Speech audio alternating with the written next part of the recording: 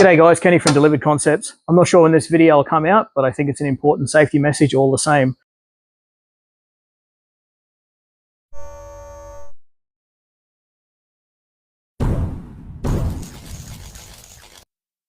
Now, thanks to the power of video editing, I can jump forward in time to give you a message in the past that I probably should have started with. Yes, I am well aware that all roll cabinets are actually fitted with locking bolts and collars to pin all the drawers for storage and transport.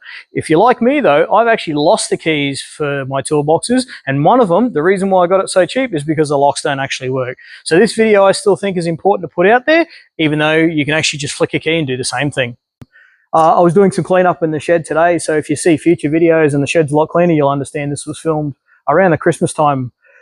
When I was doing some cleanup in the shed, I think we've all encountered this problem at some point, is rolling cabinets when you're trying to move around have a really bad habit of the drawers tend to open when you move them, which I'll try and demonstrate. So I was moving the drawer cabinets around. Now you can see most of the drawers started to open. Now, the sad part about this is if you're really violent with them and they all open, they become incredibly top heavy and want to tip forward, and you can be in some real trouble where I don't think no matter how strong you are, you're going to stave it from coming back. The other thing that's really annoying too is if you try to jerk it and correct it, you'll notice that they actually don't go back in, or some cases actually come out even further. This is by far the heaviest toolbox that I've got, and I want to show you a really, really simple hack that you can do to your rolling cabinets where you can make them far safer just by putting some spacers under the wheel. So as a bit of a reference to know where we're going to start, I thought I'd throw an angle finder on here and you can get a bit of an indication of where we're starting now. This particular toolbox is currently showing 90.3, give or take. That could be a couple of things. It could be the floors out. I haven't actually zeroed this against a known surface before, so remember that measurement, because when we come back, although the difference won't be huge, it'll be enough to make this toolbox far safer. So what we're going to be using for this spacer today is some 10mm washers. I'm going to use 2 per bolt just on the front wheels here and here. To make it a little bit easier and give myself a bit better access, I'm just going to be using my trolley jack. Sad part about the fact that the workshop needs a clean is I actually do have a forklift, but I can't get to it due to the crap that's currently around it. So just give it a light lift. We don't want to go too far because, again, center of gravity could shift and we could actually roll our toolbox back. I'll roll in now and I'll get started on trying to take these nuts out and inserting the washers. So with the casters unbolted, all we're actually going to be doing is feeding the bolt up from underneath like we did previously, and we're going to stack the 2 washers neatly on top. Then between the 8 washers that get installed, that'll give us our 5mm worth of spacing.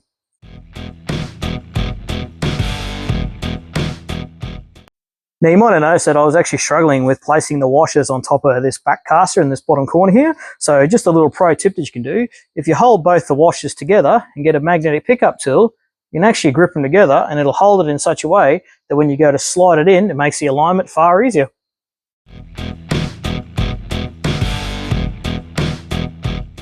Now at this point I'm pretty certain we all know how to do the other side, but what I'll do is I'll take you in and just show you how quite a simple, get the camera to focus, quite a simple modification just by putting a couple of spacer washers in and retightening the bolts will make a massive difference.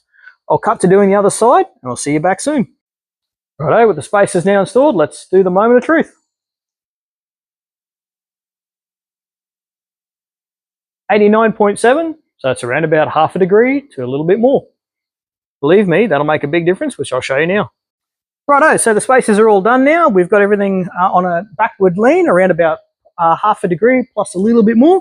I'll show you the difference. Now I'm going to yank on this far more violently than I did in the first part of the video, just to show that, yes, it is still technically possible to get the drawers to open, but different to last time is when you try and correct and you give it a little bit of adjustment wiggle, you'll find the drawers will actually want to self-close.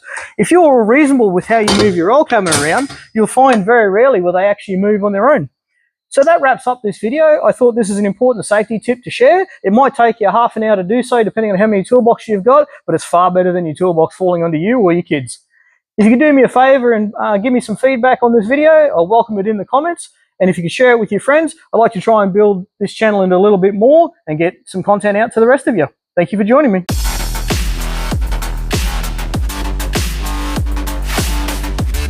And we've now raked the toolbox back a small amount. Fuck it.